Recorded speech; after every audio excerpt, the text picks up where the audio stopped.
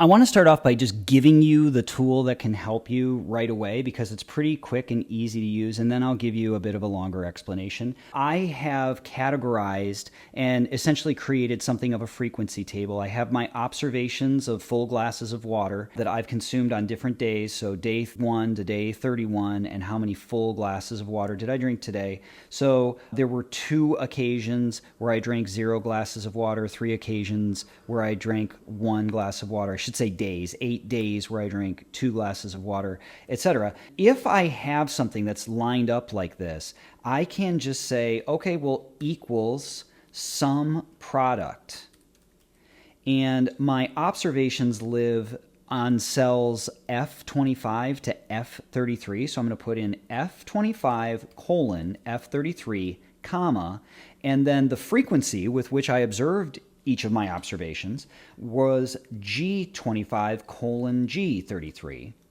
And when I do that, I get 114. That's the total number of glasses of water that I consumed over the 31-day period.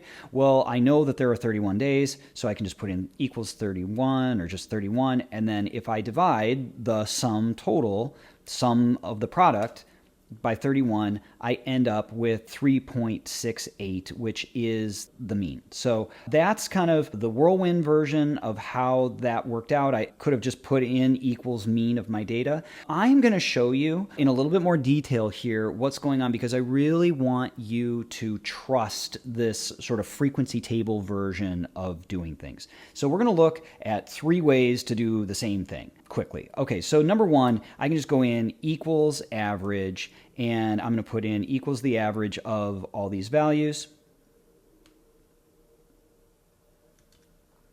And what did I get? I got 3.68. So that's the fastest way to do it, okay? But you maybe lose a little bit of insight. We're going to go and do it the old-fashioned way, and that's going to be sum all of the observations up, so like 5 plus 5 plus 2 plus 5 plus 6 plus 6 plus 6 plus 7, etc. And then we're going to divide by the number of observations, which was 31. So I'm just going to say sum, and it will be B3 to B33. And hey, there's that 114 number. That was the grand total of all the full glasses of water that I drank, which agrees with what I got when I just did sum product. And if I take the total number of full glasses of water that I drank divided by the 31 days over which I drank them, then I am left with an average of 3.68. So that was the sort of rote mechanical way to do this. It is worth showing you how to build this frequency table. I know we've done something akin to it. So what I've done here is my full glasses of water ranged over the 31-day period between 0 and 8. And so I'm going to highlight this entire region. I'm going to say equals frequency. I'm going to type that in. And then I am going to highlight the relevant data. And then comma. And then I'm going to highlight my bins, all of my bins.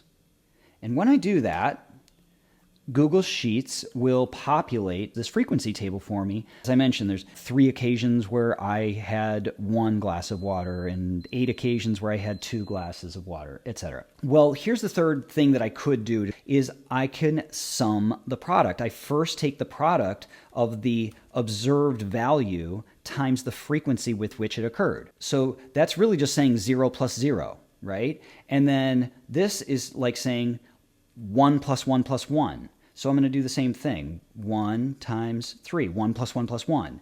And then that's 2 times 8, which is really like 2 plus 2 plus 2 plus 2 plus 2 plus 2 plus 2 plus 2. And that gets me to 16. And so I'm really just following this pattern of multiplying across.